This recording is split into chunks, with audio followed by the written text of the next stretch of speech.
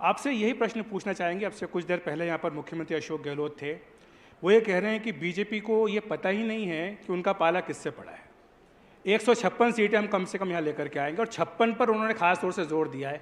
क्यों दिया ये भी आप जानते हैं। देखिए, अशोक गहलोत जी बहुत अनुभवी नेता हैं, तीसरी बार मुख्यमंत्री हैं,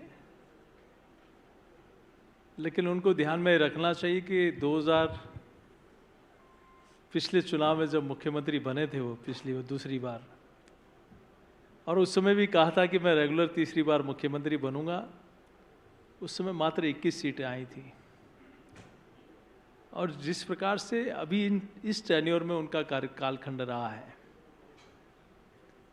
भ्रष्टाचार के सारे रिकॉर्ड तोड़ दिए, और ये पहला अवसर होगा, हालांकि अपनी ही पार्टी के विरोधियों को निपटाने का उनका शुरू से महारत हासिल है, लेकिन इस बार तो निकारा, निकम्मा, गद्दार, ये एजेंसियां शायद वो अगर अपराध को रोकने में लगाते तो शायद प्रदेश का कुछ भला हो पाता। आप सचिन पायलट का जिक्र करें, जिनके बारे में उन्होंने सारी उपाधियां दी थी। देखिए, उनके लिए नहीं, आप राजेंद्र गुढ़ा जी के लिए देखिए, आप जिनके लिए कहा कि इन्होंने मेरी मुख्यमंत्री की कुर्सी बचाई। क्या कहा था उन्होंने? सिर्फ यही तो कहा था,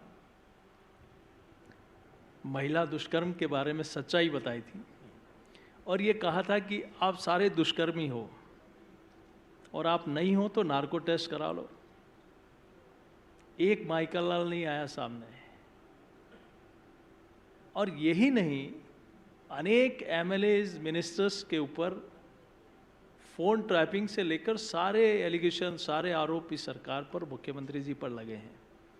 अच्छा होता इन सारी एजेंसीज का उपयोग अपराध को रोकने में लगाते तो शायद ठीक होता। अब उनका कुनबा, ये पहला अवसर होगा।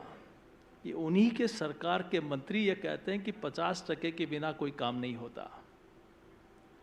उन्हीं के सरकार के विधायक खुलेआम आरोप लगाते हैं कि खनन माफिया में सरकार मिली हुई है, बजरी माफिया में सरकार मिली हुई है, पेपर लीक में अब सरकार मिली। इन्हीं के सरकार के मंत्रियों ने पैदल मार्च निकाला कि ये ऊपर से नीचे तक सब लोग मिले हुए हैं।